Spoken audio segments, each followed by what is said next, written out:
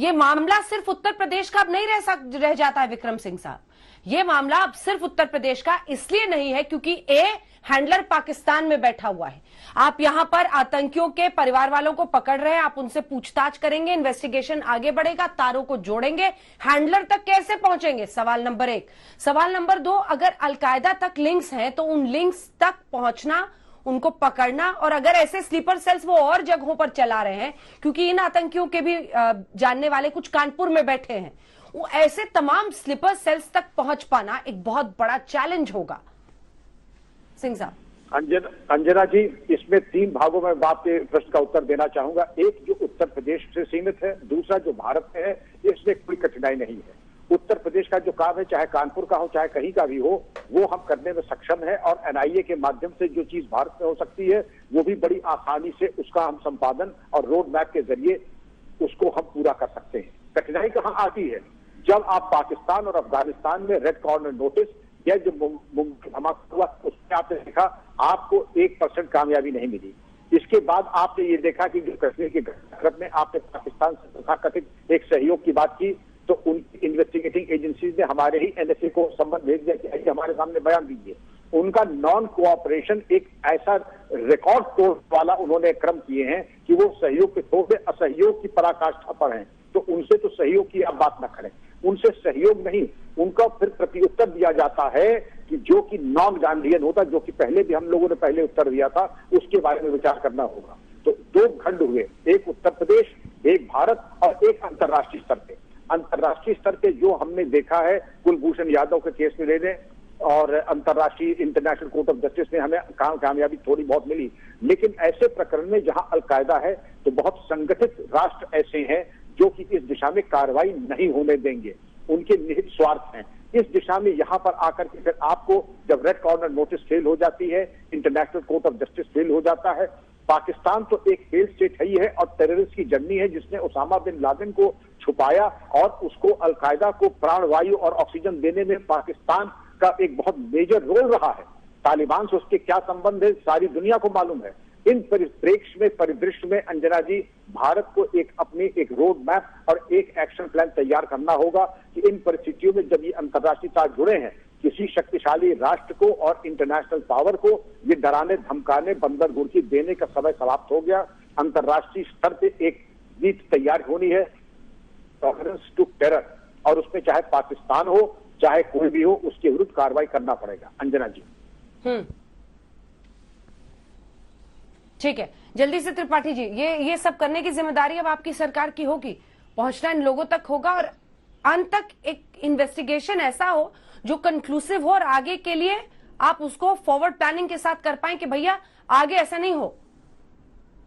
निश्चित तौर पर होगा, हर कड़ी से कड़ी जोड़ी जाएगी, हर तार से तार जोड़ा जाएगा, कहां तक किस किस तरह इस तार से इनकी मॉडस ऑपरेंडी क्या है। देखिए बहुत महत्वपूर्ण है क्योंकि ये दोनों आतंकी जिंदा गिरफ्तार किए गए। इससे पहले भी 2017 में सैफुल्लाह को लखनऊ में यहां मार गिराया था पुलिस ने।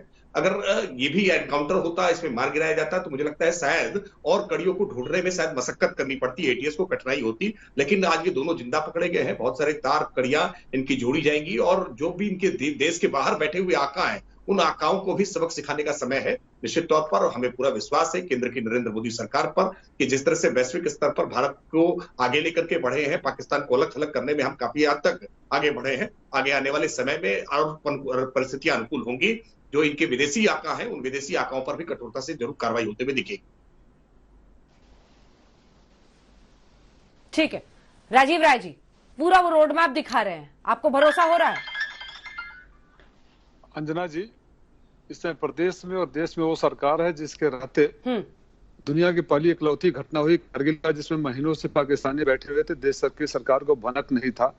दुनिया में पहली इकलौती घटना हुई जहां पार्लियामेंट तक आतंकवादी घुस गए, और पहली इकलौती घटना हुई जब पुलवामा में चुनाव से पहले हमारे दर्जनों सामानों को शहीद कर दिया और लोग ताली बजाते रहे, चुनावी नारे देते रहे। बहुत अच्छी लगती है, छोड़ने वाले लोग इस तरह की बातें करते हैं ना, सच बताऊं खून खौलता है।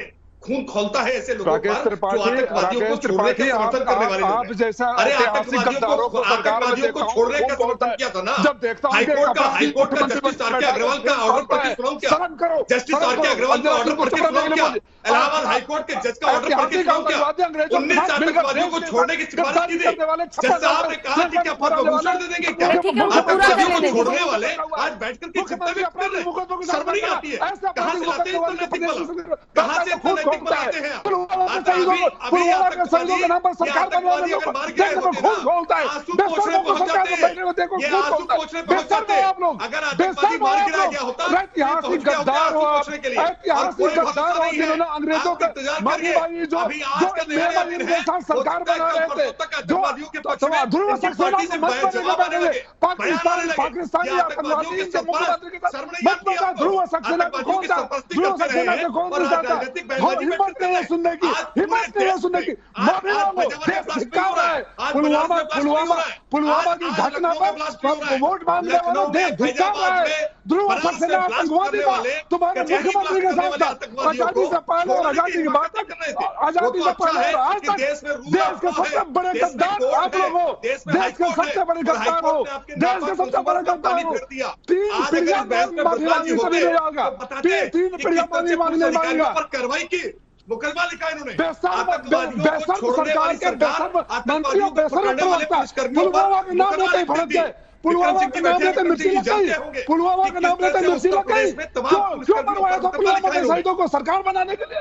पुलवामा ने हमारे जवानों को शहीद किया था सरकार बनाने के लिए। के समर्थक आपकी हिम्मत कैसे होती है? इतनी ताकत, इतनी नैतिक साहस कहां से लाते हैं? आतंकवादी और गद्दार भारतीय जनता पार्टी ठीक है, तू मैं पूरा वक्त निकल जाएगा, जल्दी से एक बार